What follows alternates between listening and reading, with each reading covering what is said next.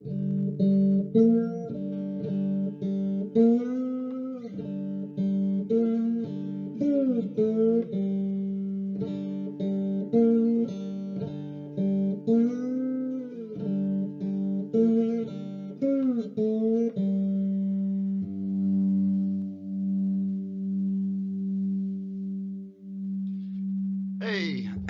Steve here with the Sunday Stoic podcast. Let me kill my amplifier. That's the theme song for my podcast. I do a podcast called the Sunday Stoic, and I'm going to do a quick video here on just a very brief introduction to Stoicism. This won't be comprehensive or anything like that, but just to give you an understanding of what that philosophy is kind of about. All right, so brief history. It starts off around 334. Well, 334 is when Zeno was born, but it starts off around 300 BC. Zeno of Citium is this guy who's selling purple dye. Purple dye was really expensive back in the day, and only kings could afford it. And he has this shipload of purple dye, and it sinks on its way to Athens. And Zeno's lost his fortune, and now he's broke, and he starts reading philosophy in a bookshop, and then he starts following philosophers and studying philosophy. Then he starts his own school eventually, and he's teaching on this area called the Painted Porch, and porch in Greek is stoa, and so they became known as the Stoics because of where Zeno taught his lessons. Most of the stuff we know about Stoicism, however, comes from much later, from the Roman Stoics, because some of their writings still survive. These Stoics include Seneca the Younger, who was born right around the same time as Christ, essentially. So 4 to 65 AD was his lifespan. Some of his most famous works are Letters from a Stoic, and another work called On the Shortness of Life, and many others. He wrote a lot of works, and we have a lot of his stuff still today. Seneca, by the way, was one of the richest Romans and was a tutor to Emperor Nero. Nero eventually made him commit suicide. Epictetus was a slave who studied philosophy and earned his freedom eventually and became one of the most famous teachers in antiquity. So Epictetus was a little bit after Seneca, and he has two works. He didn't write them himself, but a student of his took notes. One's called the Enchiridion, which means the handbook. It's a nice short read, and another longer work called the Discourses of Epictetus. He's kind of like the drill sergeant of Stoicism. Seneca's a little more laid back. Epictetus is hardcore. And then finally, the most famous of the Stoics, probably, Marcus Aurelius. He was emperor of the Roman Empire, one of the last good emperors, as they call him. He's one of the last Stoics we know of from antiquity as well. And he has a work, it's a diary he kept to himself called the Meditations. This has been a very influential book. A lot of these works were read by the founding fathers. I know Teddy Roosevelt carried, I think it was Epictetus or Marcus Aurelius with him on his adventures into the jungle. These guys have been well read by a lot of important folks in our nation's history here in the United States. So, what's the foundations of this philosophy?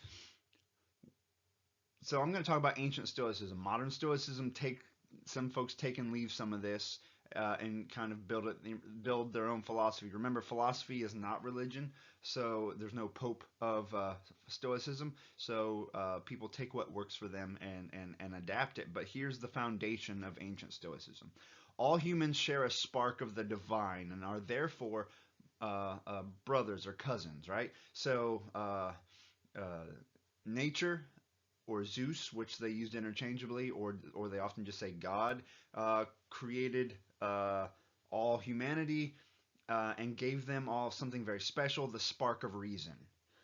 Something that none of the other animals have, and therefore all of us are children of that all share that spark of reason, and therefore we are all related, and we must remember that all humanity are our kin. Okay, so what comes next out of that? Well, because we have that spark, we must live up to it. We can't fight and divide over, one town over another or one country over another. We are in a universal city, the cosmopolis. And cosmos, you can see that in there. That's like universe, and polis means city. Cosmopolis is like the global or universal city of humanity. That's our goal here. And so we're trying to remember that so what is it that unites us? Once again, it's our ability to use reason. It's not that we all do use reason, it's that we have that ability and we should cultivate it. The use of reason is one of those things that unites us, and it unites us with the divine.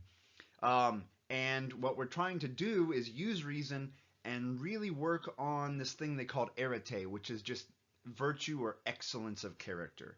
We're trying to be excellent individuals. They say things like, what makes a good horse? Well, a good horse runs fast. It's swift. What makes a good human?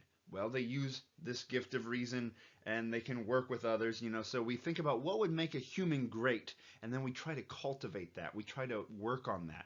We try to become worthy of this divine spark that we have within us. So the improvement of our character is a very important thing to the Stoics. Working on ourselves. And part of working on ourselves is working in a community. It's not totally selfish and isolationist. We have to work. Part of being a good person is working with others. And one of the things we're really striving for is the removal of the passions. You'll see this all throughout Stoic literature. The removal of the passions. What are passions? They come from the Greek word pathos, which means disease. These are not just all emotions. A lot of people have the misconception that Stoics are like Spock from Star Trek and they have no feeling. No, Stoics feel good emotions, but they're trying to get rid of things like envy and anger and lust and all those things that cause us to do dumb things, and we're trying to reduce their influence in our lives. Another major idea in Stoicism is that we should focus our efforts on things within our power. So what are things within our power? Our character, our decisions. Now, the consequences of our character and decisions, like our choices, are not always in our power. Like I can say, I'm going to drive to work right now, and that's a good thing. But coronavirus just obliterated that option, or a traffic jam just obliterated that option. Those things are outside our power, and we can't lose our minds over those things. We have to adapt and overcome and find new ways of doing things, but we have to do it all with a good character.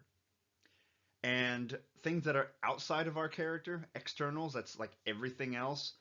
Some of those things you will value, like your family, of course, and your home and things like that, and you'll spend more effort on those. But a lot of things are outside of your influence and are therefore not part of your character, and therefore you're not going to get your emotions tied up too deeply in those things. You might work towards things that you deem valuable that are external to you. But you're not going to lose your mind over things that you have no control over. And so, my video is covering my text. By understanding the way the universe works, we can be better prepared to live in it. So they think it's important to understand, the will of nature or God, which is synonymous in Stoic thought. So the will of nature, we must live according to nature. We have nature itself, which has laws, right? These laws of the universe. We can't argue with gravity. It's stupid to get mad at gravity, right? We also have human nature. And what's human nature? We have the use of reason, the gift of reason. We have this, we are social beings, and we have to learn to work together. And that's living according to our own individual nature. So we're living according to the cosmic nature, the will of God, if you will, or the will of nature, and we're living according to our own human nature. So, how do we live our lives based on this? Well, we should pursue things that are good. And using reason, can we determine what is good? Well, we can try. A lot of people think pleasure, riches, fame, and power are good, right? That's what we spend a lot of time pursuing. It's probably why I'm making this video, so I can be famous, right? But the Stoics and Socrates before them would say, can any of those things, pleasure, riches, fame, or power, be used for evil or result in evil? Well, yeah, of course. A rich person can be evil. Someone who's evil can have power. Well, therefore, they can't be a good if there are exceptions. If there are exceptions, being rich seems like a good thing, but I know a lot of very wealthy, miserable people. So that that kind of cancels that out. That's a no-go. Riches obviously are not a good. That doesn't mean they're bad. Doesn't mean you can't be rich as a Stoic. It just means that's not a goal that you're going to waste your character on. But they say the pursuit of virtue is a true good, because virtue is always good. And what are the major core virtues, the compass to the Stoics? Wisdom, or prudence, which is practical wisdom, putting reason into practice in the real world. We're not talking about sitting on top of a mountain and saying, does a tree make a noise in the forest? Whatever. We're talking about putting wisdom to work in action in everyday life. Justice, working with others in the community, and being just, being charitable, things like that.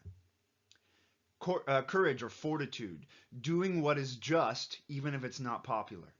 Facing what others fear without retreating. That's fortitude or courage. Temperance, this is self-control. So this is limiting the passions. That's what temperance means, is limiting the passions.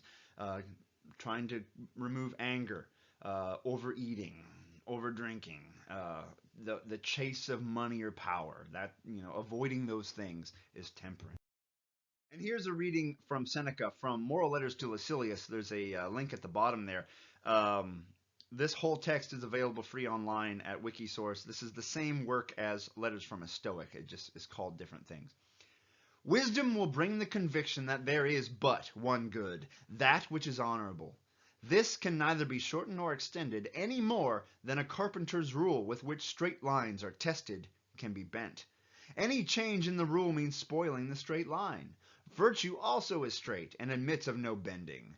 What can be made more tense than a thing which is already rigid? So what he's saying here is wisdom is like a carpenter's rule or a square. We can use it to square reality, to square our judgments, right? We can say, what should I do here? But a real square can be bent, and you can get faulty judgments then. But virtue is unbending. These actions are not essentially difficult. It is we ourselves that are soft and flabby. We must pass judgment concerning great matters with greatness of soul. Otherwise, that which is really our fault will seem to be their fault. So it is that certain objects, which are perfectly straight, when sunk in the water, appear to the onlooker as bent or broken off. It matters not only what you see, but with what eyes you see it. Our souls are too dull of vision to perceive the truth. But give me an unspoiled and sturdy-minded young man. He will pronounce more fortunate one who sustains on unbending shoulders the whole weight of adversity, who stands out superior to fortune. It is not a cause for wonder that one is not tossed about when the weather is calm. Reserve your wonderment for cases where a man is up when all others sink, and keeps his footing when all others are prostrate. So we have to stay strong. We have to be careful with our use of reason, because if we look at things wrong, like a straight edge underwater might look crooked, we have to bear in mind how we're perceiving the world. And we have to bear in mind, too, that it's better to face adversity and come out upright than it is to live a flabby life where everything goes your way. And in times like this, in times of crisis, worldwide crisis in this case, we can see those who are virtuous, those that are still standing upright, that are unfazed, that are moving forward when all others are freaking out. So once again, it all kind of comes back to keeping your calm in the face of things you don't control, living a good life, figuring out the things that are outside your control that you do value and want to pursue, but bearing in mind that you won't always succeed at accomplishing those things. Like, for example, we all want to live a long time, but that's not in our power. So live well while you can. Seize the day, as they say. Memento mori is a common idea in Stoicism. Remember you will die. That keeps you moving forward, right? So from supernovas to asteroid impacts to the opinions of the guy next door, there's very little you control. You might influence some of them, but you don't control them completely. And if you live your life in such a way that you're always worried about what people think of you or what's going to happen tomorrow, you're never ever going to be happy. But the one thing you do have power over, at least for a good chunk of your life typically, is your power of choice, your power of reason, the things you value. And you can choose what you value, and you can choose the actions you take, but you can't always choose then the outcomes of those actions. So keep that in mind. Like I can say, I'm going to work today, and then the coronavirus hits. Oh, I guess I'm not. So it's your choices that are important. The outcomes of your actions hopefully work out the way you want, but you can't always control that. So Stoicism is boiled down really well in the Serenity Prayer that I'm sure everyone has heard before. God grant me the serenity to accept the things I cannot change, courage to change the things I can, and wisdom to know the difference. That's it, kind of wrapped up very nicely. So I hope you enjoyed my quick tour of Stoicism. If you want to know more, you can check out the Sunday Stoic podcast. There are other great podcasts out there. There's a lot of great books out there and websites and blogs. So much out there to explore. Either way, seize the day. Thanks for joining me. Carpe diem.